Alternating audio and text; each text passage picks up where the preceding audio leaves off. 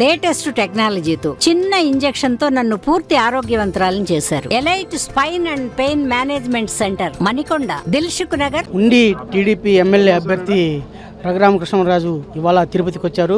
పులివర్తి నాని మీద దాడి అనంతరం పరామర్శించేందుకు వచ్చినటువంటి రఘురామకృష్ణరాజు మనతో పాటు ఉన్నారు. వారిని అడిగి వివరాలు తెలుసుకుందాం. సార్, ఇవాళ రాష్ట్ర వ్యాప్తంగా పరిస్థితి ఎలా ఉంది సార్? రాష్ట్ర వ్యాప్తంగా టీడీపీ శ్రేణులు, కూటమి శ్రేణులు అందరూ చాలా ఆనందంగా ఉన్నారు. ఆల్రెడీ విజయోత్సవాల్లో ఉన్నారు. మరి డిప్రెషన్లో ఉన్న వైఎస్ఆర్ కాంగ్రెస్ పార్టీ వాళ్ళు మరి అక్కడక్కడ ఇలా దౌర్జన్యాలు చేస్తున్నారు. దురదృష్టం. ప్రజా తీర్పును గౌరవించాలి. అది గౌరవించకుండా వాళ్ళు ఇలాగ దాడులకు తెగబడతాం వాళ్ళ రాజకీయ భవిష్యత్తుకు మంచిది కాదు. సార్, ఇవాళ రాష్ట్ర వ్యాప్తంగా దాడులకి చీఫ్ సెక్రటరీ యొక్క వైఫల్యం కారణంగా భావించవచ్చా? 100కి 100 రూపాయలు. అంటే ఉండి ఇప్పుడు పల్నాడులో మరి ఎప్పుడూ లేని విధంగా హింస ప్రేరేపితమవుతోంది. దీన్ని ఎలా భావించాలి సార్? ఎలక్షన్స్ అయిన తర్వాత బ్యాలెట్ బాక్సుల్లో వాళ్ళ భవితవ్యం ఉన్న తర్వాత ఇలా చేస్తున్నారు అంటే వాళ్ళ భవితవ్యం వాళ్ళకి తెలిసి మరి ఏదో రకంగా మరి ఇటువంటి దాడులు తెగబడుతున్నారు.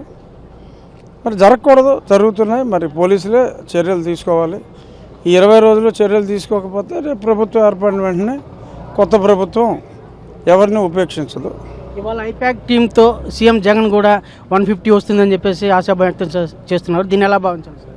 ఐపాక్ సర్వే చేసింది ఎవరు? ఐపాక్ టీమేనా? వాళ్ళకి ఇతను చెప్పటం ఏంటి? అంతే. ఇవాళ రాష్ట్ర వ్యాప్తంగా జరుగుతున్నటువంటి ఎన్నికల ఫలితాలు టీడీపీకి అనుకూలంగా ఉన్నాయి. రేపు రాబోయే టీడీపీ ప్రభుత్వమే అని చెప్పేసి ఆశాభావం వ్యక్తం చేస్తున్నారు. వీడియో జర్నలిస్ట్ ఎల్లయ్యతో రవి, RTV తిరుపతి. మరిన్ని వీడియోస్ కోసం ఛానల్ ని సబ్స్క్రైబ్ చేయండి. లేటెస్ట్ అప్డేట్స్ కోసం వాట్సాప్ ఛానల్ ని ఫాలో చేయండి.